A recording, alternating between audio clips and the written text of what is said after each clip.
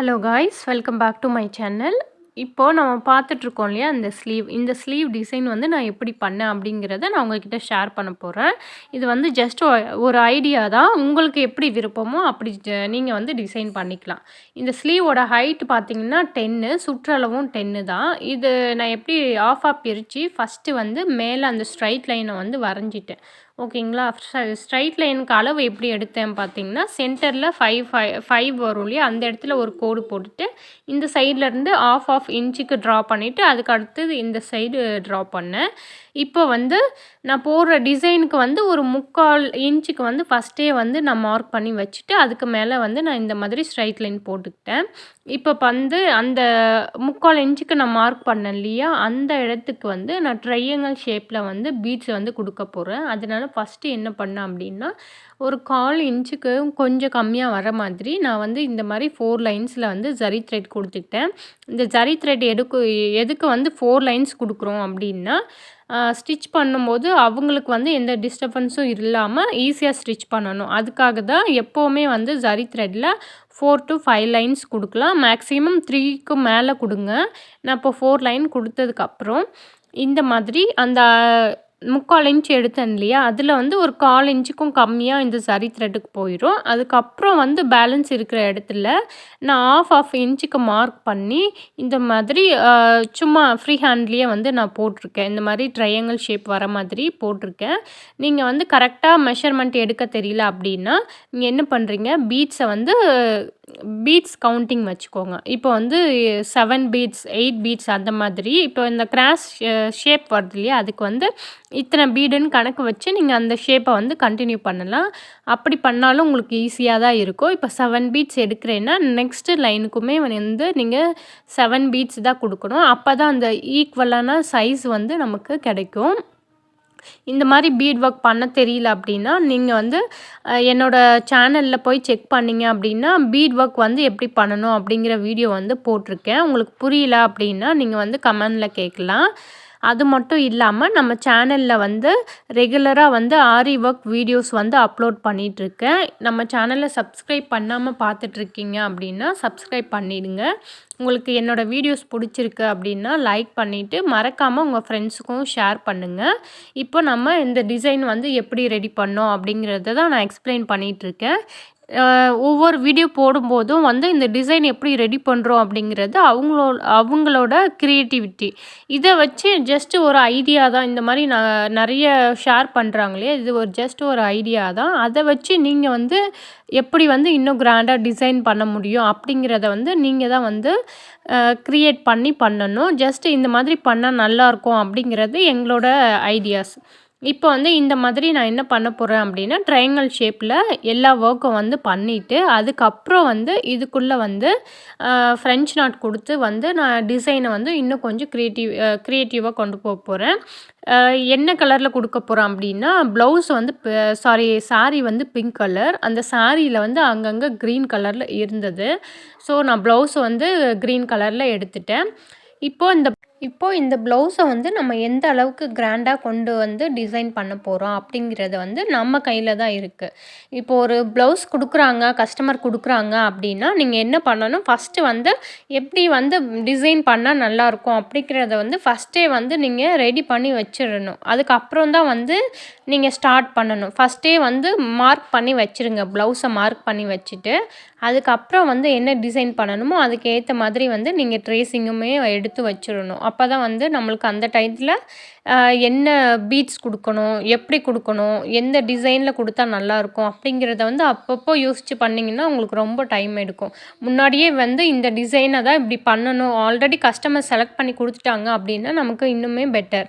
அவங்க இல்லை நீங்களே ஏதாவது ஒரு டிசைன் போட்டு கொடுங்க அப்படின்னா நீங்கள் முன்னாடியே வந்து ரெடி பண்ணி வச்சிங்கன்னா தான் உங்களுக்கு ஒர்க்கை வந்து சீக்கிரமாக முடியும். இந்த ஸ்லீவ் பார்த்திங்கன்னா கிட்டத்தட்ட ஒரு 3 ஹவர்ஸ் ஆச்சு எனக்கு ஒர்க் பண்ண.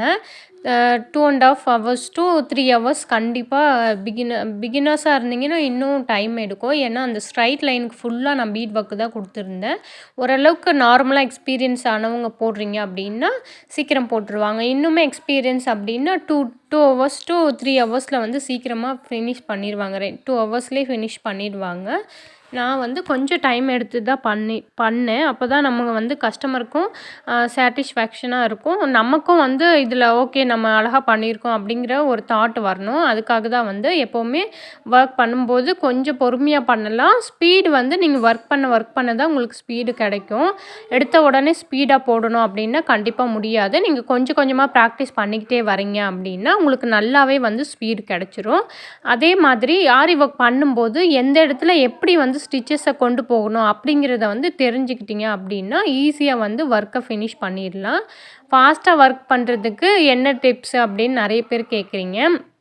ஃபாஸ்ட்டாக ஒர்க் பண்ணணும் அப்படின்னா நீங்கள் வந்து ப்ராக்டிஸ் பண்ணிக்கிட்டே இருக்கணும். இப்போ கண்டினியூவாக ப்ளவுஸ் ஒர்க் வருது அப்படின்னா பிரச்சனை கிடையாது. உங்களுக்கு ஒர்க் வந்து ஃபாஸ்ட்டாக வந்துடும். இல்லை எனக்கு ப்ளவுஸ் ஒர்க்லாம் அப்பப்போ வருது, கண்டினியூவாக ஒர்க் பண்ண முடியல அப்படின்னா நீங்கள் வந்து ப்ராக்டிஸ் பண்ணிக்கிட்டே இருக்கலாம். ஒரு நார்மலான கிளாத்து வாங்கி வச்சுக்கிட்டு அதில் நீங்கள் ஃப்ரீயாக இருக்க டைமில் உங்களுக்கு எந்த ஒர்க், அதாவது எந்த மாதிரி பீட் ஒர்க்கர் அல்லது ஸ்டிச்சஸ் பேசிக் செயின் அந்த மாதிரி த்ரெட் ஒர்க்கு அது மாதிரி வந்து நீங்கள் ப்ராக்டிஸ் பண்ணிக்கிட்டே இருந்தீங்க அப்படின்னா ஸ்பீடு வந்து அதாவது நமக்கு டச்சில் இருந்தால் மட்டும்தான் அந்த ஒர்க் வந்து ஃபாஸ்ட்டாக வரும். நம்ம கேப் விட்டு விட்டு பண்ணும்போது என்ன ஆகும் அப்படின்னா அந்த ஸ்பீடு வந்து டவுன் ஆகிடும். அதனால் நீங்கள் எப்போவுமே வந்து ப்ராக்டிஸ்லேயே டச்லேயே இருந்தீங்க அப்படின்னா ஆரி ஒர்க் வந்து கண்டிப்பாக ஃபாஸ்ட்டாக வரும். நம்ம ஃபாஸ்ட்டாக போட்டால் தான் நமக்கு இதில் ப்ராஃபிட்டு. நம்ம எந்த அளவுக்கு ஸ்பீடாக கொண்டு போகிறோமோ அந்த அளவுக்கு வந்து நமக்கு ஆரி ஒர்க்கில் வந்து ப்ராஃபிட் கிடைக்கும். இப்போ நான் அந்த சைடு ஏன் உங்களுக்கு ரொட்டேட் பண்ணி காட்டுறேன் அப்படின்னா அடுத்த ஒர்க் வந்து நான் ஃப்ரெஞ்ச் நாட் தான் கொடுக்க போகிறேன். ஃப்ரெஞ்ச் நாட் கொடுக்கும்போது எப்படி ஃப்ரெஞ்ச் நாட் போடுறேன் அப்படிங்கிறத பாருங்கள். நான் அதுக்கப்புறம் வந்து அடுத்த வீடியோவில் டுட்டோரியல் போடுறேன். எப்படி ஃப்ரெஞ்ச் நாட் வந்து பண்ணணும் அப்படிங்கிற டுட்டோரியல் போடுறேன். இப்போதைக்கு நான் கொஞ்சம் ரஃபாக வந்து சொல்லி கொடுத்துட்டு போகிறேன், இப்படி தான் ஒர்க் பண்ணணும் அப்படின்னு. அதை பார்த்துட்டு தெரிஞ்சவங்களுக்கு பிரச்சனை இல்லை. புதுசாக கற்றுக்குறீங்க அப்படின்னா நான் ஒரு வீடியோவே உங்களுக்கு தனியாக போடுறேன். ஓகே, இப்போ வந்து இந்த லைன் ஃபினிஷ் பண்ணிட்டேன். இப்போ ஃபினிஷ் பண்ணிவிட்டு அந்த ட்ரையாங்கிள் ஷேப் வருது இல்லையா, அந்த இடத்துல அதாவது கீழே சரி த்ரெட் போட்டிருக்கேன் இல்லையா, அதுக்கு மேலே வர ஸ்டிச்சுக்கு வந்து நான் வந்து அதாவது ஃப்ரெஞ்ச் நாட் மட்டும் போடுறேன். ஓகேவா? அதுக்கப்புறம் வந்து லாங் ஃப்ரெஞ்ச் நாட் போடுறேன். இது கூட நான் என்ன எடுத்திருக்கேன், இன்னொரு மெட்டீரியல் என்ன எடுத்திருக்கேன்னு பார்த்தீங்கன்னா சம்கி. இந்த சம்கி வச்சு போடும்போது நம்மளுக்கு நார்மலான ஒர்க்கு வந்து நல்லா அழகாக காட்டும்.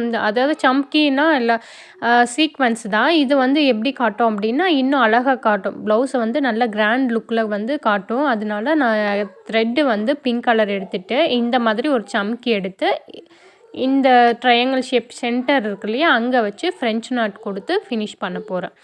இப்போ இந்த நார்மல் த்ரெட் ஒர்க் மட்டும் வச்சு பண்ணாமல் இந்த மாதிரி சம்கி வச்சு பண்ணும்போது நம்மளுக்கு பார்க்க நல்லா நைட் டைம்லலாம் லுக்கு பார்க்க சூப்பராக இருக்கும். அதனால தான் இந்த மாதிரி ஒர்க் வந்து பண்ணுறோம். இந்த மாதிரி நீங்கள் ஃப்ரெஞ்ச் நாட் போட கற்றுக்கிட்டீங்க அப்படின்னா சிம்பிளான டிசைன் இந்த மாதிரி சிம்பிளாக கழுத்தை சுற்றியும் மட்டுமே வந்து நீங்கள் இந்த மாதிரி ஒர்க் கொடுத்தாவே உங்களுக்கு ஃபினிஷிங் வந்து நல்லாயிருக்கும். நிறைய ப்ளவுசஸ் வந்து இப்போ ஃப்ரெஞ்ச் நாட்டு, லாங் ஃப்ரெஞ்ச் நாட்டு இதெல்லாம் யூஸ் பண்ணி நிறைய ப்ளவுசஸ் வந்து போடுறாங்க. இதை தான் வந்து சம்கி சீக்வன்ஸ் அப்படின்னும் சொல்லுவாங்க. இது வந்து கலர்ஸில் கிடைக்குது உங்களுக்கு. கலர்ஸ்னால் எல்லா கலர்ஸுமே மேக்ஸிமம் இப்போ அவைலபிளாக இருக்குது. கொஞ்சம் வந்து ஷேப்புமே பார்த்திங்கன்னா கொஞ்சம் டிஃப்ரெண்ட், அதாவது டிசைன்லேயும் கூட உங்களுக்கு இந்த மாதிரி சம்கி நிறைய கிடைக்குது. இப்போ நான் வந்து ஃப்ளாட்டாக இருக்கிற சம்கி தான் எடுத்திருக்கேன். இந்த சம்கி வச்சு லாங்கு அந்த ஷார்ட்டு இது 2 ஃப்ரெஞ்ச் நாட் யூஸ் பண்ணி இது ஃபுல்லாக நான் கம்ப்ளீட் பண்ணிக்க போகிறேன். இப்போ கம்ப்ளீட் பண்ணதுக்கப்புறம் அதுக்கு மேலே வந்து நான் ஸ்ட்ரைட் லைன் கொடுத்துருக்கேன் இல்லையா, அந்த ஸ்ட்ரைட் லைனுக்கு சுகர் பீட் வச்சு ஒர்க் பண்ண போகிறேன். இப்படி ஒர்க் பண்ணும்போது நமக்கு ஸ்லீவ் ஃபுல்லாக வந்து ஒர்க் பண்ண மாதிரி இருக்கும். அதுக்கு ஏற்ற மாதிரி கொஞ்சம் அமௌண்ட் வந்து நமக்கு கம்மியான அமௌண்ட் கேட்குறாங்க அப்படின்னா நம்ம வந்து ஸ்லீவ் ஃபுல்லாக இந்த மாதிரி அடைச்ச மாதிரி ஒர்க் பண்ணி கொடுத்தோம்னா மேக்ஸிமம் ஸ்டார்டிங்கே 4000 நமக்கு ஆகிடும். இது மாதிரி ஒர்க் பண்ணும்போது நம்ம கொஞ்சம் குறைச்சி வந்து ப்ரைஸை வந்து ஃபிக்ஸ் பண்ணிக்கலாம். எனக்கு லோ பட்ஜெட்டில் வேணும், ஆனால் கொஞ்சம் ஸ்லீவ் ஃபுல்லாக இருக்க மாதிரி ஒர்க் பண்ணி கொடுங்க அப்படின்னு கேட்குறாங்கன்னா இந்த மாதிரி வந்து நீங்கள் சிம்பிளான ஒர்க் எடுத்துகிட்டு அதுக்கு மேலே வந்து ஸ்ட்ரைட் லைன் கொடுத்தீங்க அப்படின்னா உங்கள் ஒர்க்கு வந்து பார்க்க வந்து நீட்டாக இருக்கும். உங்களுக்கு வந்து இந்த ஃப்ரெஞ்ச் நாட் எப்படி போடுறது தெரியல. ஃப்ரெஞ்ச் நாட் எப்படி போடணும் அப்படிங்கிற வீடியோ வேணும் அப்படின்னா கமெண்ட்ல சொல்லுங்கள். நான் வந்து அடுத்து வந்து அப்லோட் பண்ணுறேன். பாருங்கள் அந்த ஒர்க் வந்து நான் ஃபினிஷ் பண்ணிட்டேன். அதுக்கப்புறம் வந்து அந்த ஸ்ட்ரைட் லைன் இருக்கு இல்லையா, அதுக்கு வந்து பீட் கொடுத்துட்டு வரேன். இப்போ நான் என்ன பண்ணியிருக்கேன்னா 1/2 இன்ச்சுக்கு மார்க் பண்ணியிருக்கேன் இல்லையா ஒவ்வொரு ஸ்ட்ரைட் லைனும். அந்த 1/2 இன்ச்சுக்கு ஒரு லைனில் வந்து அங்கங்கே மார்க் பண்ணி வச்சுருக்கேன். இது எதுக்காக பார்த்தீங்கன்னா, நான் வந்து அந்த இடத்துல சக்கரி வைக்க போகிறேன். சக்கரி வச்சு ஸ்டோன் வைக்க போகிறேன். வெறும் பீட்ஸ் மட்டுமே வச்சு ஒர்க் பண்ணால் நல்லா இருக்காது. அதனால நான் ஒரு லைன் விட்டு ஒரு லைனில் வந்து கிராஸாக அதாவது ஒரே ஈவனாக இல்லாமல் அன்ஈவனாக அங்கங்கே மார்க் பண்ணி வச்சுருக்கேன். இந்த மாதிரி மார்க் பண்ணி நம்ம அங்கங்கே வந்து இந்த சக்கரி வச்சு அதுக்கு மேலே அந்த ஸ்டோன் வைக்கும்போது இன்னுமே உங்களுக்கு வந்து ப்ளவுஸை வந்து கிராண்டாக காட்டும். அதுக்காக தான் நான் இந்த மாதிரி எடுத்திருக்கேன். நான் 2 சுகர் பீடாக தான் ஸ்டிச் பண்ணுறேன். நீங்களுமே வந்து சுகர் பீடு ஸ்டிச் பண்ணுறீங்க அப்படின்னா 2 தான் வைக்கணும். சுகர் பீடுக்கு அடுத்த பீட்ஸ் எல்லாமே ஒன்றா தான் வைக்கணும். அப்போ தான் வந்து நம்ம கிளாத்தை வந்து ஃப்ரேமில் இருந்து ரிமூவ் பண்ணும்போது நம்மளுக்கு வந்து அந்த லூஸ் கொடுக்காம டைட்டாக இருக்கும். ஒர்க்கு ஃபினிஷிங்கும் வந்து உங்களுக்கு நீட்டாக இருக்கும். இந்த மாதிரி 2 சுகர் பீடாக வச்சு ஒர்க் பண்ணுங்கள். 2 சுகர் பீடாக வச்சு ஒர்க் பண்ணும்போது நம்மளுக்கு ஒர்க் ஃபினிஷிங் வந்து நல்லாயிருக்கும். அதே மாதிரி இந்த கார்னரு எட்ஜஸ்ஸு இந்த மாதிரிலாம் வரும்போது நீங்கள் என்ன பண்ணணும் அப்படின்னா ஒரு சுகர் பீடு தான் வைக்கணும். அதாவது ரொம்ப சின்ன வளைவு அந்த மாதிரி இடத்துலலாம் ஒவ்வொரு சுகர் பீடாக வச்சு ஒர்க் பண்ணிங்கன்னா ஒர்க்கு இன்னுமே வந்து உங்களுக்கு அழகாக காட்டும். நீங்கள் ஒர்க் பண்ணும்போது பார்த்து ஒர்க் பண்ணணும். கிளாத்துக்கு ஏற்ற மாதிரி. ஏன்னா ஒரு சில கிளாத்து பார்த்தீங்கன்னா சில்க் காட்டன் அப்படின்னா உங்களுக்கு பிரச்சனை இருக்காது. நீங்கள் எந்த பீட்ஸ் அதாவது சில்க் காட்டனுக்கு எப்படி யூஸ் பண்ணாலும் உங்களுக்கு த்ரெட் இழுத்து கொடுக்காது. அதுவே வந்து நீங்கள் நார்மலான ப்ளவுஸ் கிளாத்தில் பண்ணுறீங்க அப்படின்னா உங்களுக்கு என்ன ஆகும், நார்மல் ப்ளவுஸ் கிளாத்லாம் வந்து உங்களுக்கு சீக்கிரமாக டேமேஜ் ஆக நிறைய சான்ஸ் இருக்குது. அதனால நீங்கள் ஃபஸ்ட்டு ஃபிக்ஸ் பண்ணும்போது பார்த்து ஃபிக்ஸ் பண்ணி வச்சுக்கணும்.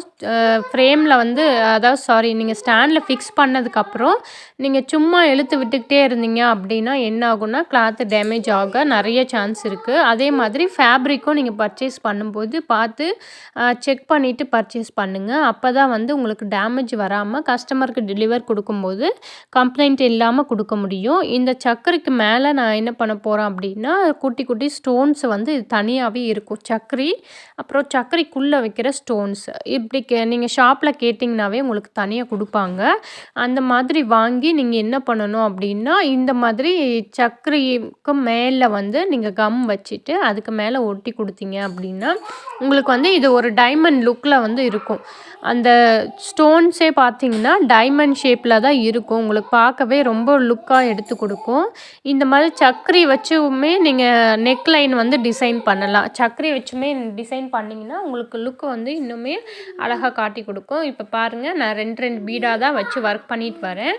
அந்த டாட் வச்சுருக்கேன் இல்லையா அந்த இடத்துல மட்டும் நான் சக்கரை வைக்கிறேன். மற்ற இடத்துல சக்கரை வைக்காமல் இந்த சுகர் பீடை மட்டும் ஒர்க் பண்ணிட்டு போகிறேன். நீங்கள் இந்த சுகர் பீடுக்கு பதிலாக 2mm பீடு யூஸ் பண்ணலாம், 3mm யூஸ் பண்ணலாம். அதுக்கு மேலே பெரிய பீட்ஸ்லாம் யூஸ் பண்ணிங்கன்னா அந்தளவுக்கு லுக்காக இருக்காது. 2mm பீட்ஸு 3mm பீட்ஸு இப்படி மட்டும் நீங்கள் யூஸ் பண்ணிங்க அப்படின்னா நல்லாயிருக்கும் இந்த ஸ்ட்ரைட் லைனுக்கு. அப்படி இல்லை அப்படின்னா கட்டான பீட்ஸ்லாம் இப்போ நிறைய ட்ரெண்டிங்காக இருக்குது. கலர்ஸில் வருது. இப்போ இந்த ப்ளவுஸோட கலர் வந்து க்ரீனு, சாரியோட கலர் பார்த்தீங்கன்னா பிங்க்கு. அப்போது நீங்கள் வந்து பிங்க் கலர் வந்து சுகர் பீட்ஸோ அல்லது கட்டான பீட்ஸோ வந்து யூஸ் பண்ணிங்க அப்படின்னா நல்லாயிருக்கும். இல்லை இன்னுமே லோ பட்ஜெட் கேட்குறாங்க அப்படின்னா நான் இந்த இடத்துல சுகர் பீட் வைக்கிறேன் இல்லையா அதுக்கு பதிலாக வந்து நீங்கள் த்ரெட் ஒர்க் பண்ணலாம். த்ரெட்டுனா ஜரி த்ரெட் யூஸ் பண்ணலாம், சில்க் த்ரெட் யூஸ் பண்ணலாம். அப்படி யூஸ் பண்ணும்போது உங்களுக்கு என்ன ஆகும் அப்படின்னா நம்மளுக்கு டைம் அதாவது இதில் வந்து டைமிங் முக்கியம், மெட்டீரியல் முக்கியம் இல்லையா. நம்மளுக்கு வந்து ப்ராஃபிட் ஓரளவுக்காவது ப்ராஃபிட் இருக்கணும். அதுக்காக அதிகமான ப்ரைஸ்லாம் சொல்லக்கூடாது. கரெக்டான ப்ரைஸ் ஃபிக்ஸ் பண்ணணும். ஓகே எனக்கு கொஞ்சம் லோ பட்ஜெட்டில் பண்ணி கொடுங்க அப்படின்னா நீங்கள் இந்த இடத்துல வந்து த்ரெட் ஒர்க் பண்ணலாம். த்ரெட் ஒர்க் பண்ணும்போது என்ன ஆகும்னா நமக்கு அமௌண்ட்டுமே வந்து கம்மியாகும். அமௌண்ட் கம்மியானால் நம்ம வந்து கஸ்டமர் கஸ்டமருக்கும் வந்து எந்த அளவுக்கு நம்ம ஒர்க் பண்ணுறோமோ அதுக்கு ஏற்ற மாதிரி கஸ்டமருக்கு வந்து நம்ம வந்து அமௌண்ட்டை வந்து ஃபிக்ஸ் பண்ணணும். அதே மாதிரி ஓரளவுக்கு ரெகுலர் கஸ்டமராக இருக்காங்க அப்படின்னா 100 டூ ஒரு 200 300 வந்து கம்மி பண்ணியே நம்ம கொடுக்கலாம். ரெகுலராக உங்களுக்கு கொடுத்துட்ருக்காங்க அப்படின்னா அவங்கக்கிட்ட வந்து நம்ம கணக்கு பார்த்து ஒர்க் பண்ணக்கூடாது. இப்போ புதுசாக கொடுக்குறாங்க அப்படின்னா ஓரளவுக்கு ஸ்டார்டிங்கில் ரொம்பவும் வந்து இப்போ நம்ம ஸ்டார்டிங் இப்போ 1000 வாங்குகிறோம் அப்படின்னா 1200 வரலையுமே ஒர்க் பண்ணி கொடுக்கலாம். இந்த மாதிரி இந்த ப்ளவுஸுக்கு நான் எவ்வளோ வாங்குகிறேன் அப்படின்னா 2000க்கு மேலே வாங்கியிருக்கேன். அதாவது இடம் பொறுத்து அதை ஏரியா பொறுத்து வந்து நமக்கு வந்து சேஞ்ச் ஆகும். ஒரு சில ஏரியாவில் வந்து நல்ல டிமாண்டாக இருக்கும். அந்த இடத்துல வந்து 3000 அந்த ரேஞ்சுக்கு வாங்குவாங்க. ஒரு சில ஏரியாவில் பார்த்திங்கன்னா ஓரளவுக்கு மீடியமாக இருக்கும். அந்த இடத்துல வந்து கொஞ்சம் கம்மியாகவே வாங்கலாம். இப்போ நம்ம எந்த ஏரியாவில் இருக்கோம் அப்படிங்கிறதுக்கு ஏற்ற மாதிரி அந்த இடத்துல இந்த ஒர்க் வந்து எவ்வளோ டிமாண்டாக இருக்கோ அதுக்கேற்ற மாதிரி வந்து நீங்கள் ப்ரைஸை ஃபிக்ஸ் பண்ணிக்கலாம். இப்போ பாருங்கள், இந்த சக்கரிக்கு ஃபினிஷ் பண்ணிட்ட ஒரு லைனு. இது ஃபுல்லாக ஃபினிஷ் பண்ணதுக்கப்புறம் எப்படி இருக்கும் அப்படிங்கிறத வந்து நான் முன்னாடியே உங்களுக்கு ஃபஸ்ட்டே வந்து ஷோ பண்ணியிருக்கேன். அடுத்து இதுக்கு மேலே வந்து சக்கரிக்கு மேலே இந்த ஸ்டோன் வைக்கிறேன் பாருங்கள். இப்போ அந்த சக்கரி இருக்கு இல்லையா, நான் கம் வச்சு ஒட்டலை, ஜஸ்ட்டு வந்து உங்களுக்கு இந்த மாதிரி ஒட்டி காட்டுறேன். இந்த இடத்துல வந்து இந்த மாதிரி ஸ்டோன் வந்து ஃபிக்ஸ் ஆகிடும். இப்போ இது ஃபுல்லாக முடிச்சுட்டு நம்ம ஃபினிஷ் பண்ணிவிட்டு பார்க்கும்போது நம்மளுக்கு அழகான ரொம்ப கிராண்ட் லுக்கில் வந்து இந்த ப்ளவுஸ் வந்து இருக்கும். இந்த மாதிரி நீங்களும் டிசைன் பண்ணிவிட்டு பாருங்கள் எப்படி இருக்குது அப்படிங்கிறத கமெண்டில் சொல்லுங்கள். உங்களோட ஐடியாஸ் வச்சு என்ன பண்ண முடியுமோ அதுக்கு ஏற்ற மாதிரி உங்கள் கஸ்டமருக்கு வந்து டிசைன் பண்ணி கொடுங்க. இந்த வீடியோஸ் உங்களுக்கு பிடிச்சிருக்கு அப்படின்னா சப்ஸ்கிரைப் பண்ணிவிட்டு பக்கத்தில் இருக்க பெல் பட்டனையும் கிளிக் பண்ணுங்கள். மறக்காமல் ஆல் கொடுத்துருங்க. அப்போ தான் நான் போடுற வீடியோஸ் வந்து உங்களுக்கு நோட்டிஃபிகேஷனில் வரும். Bye friends.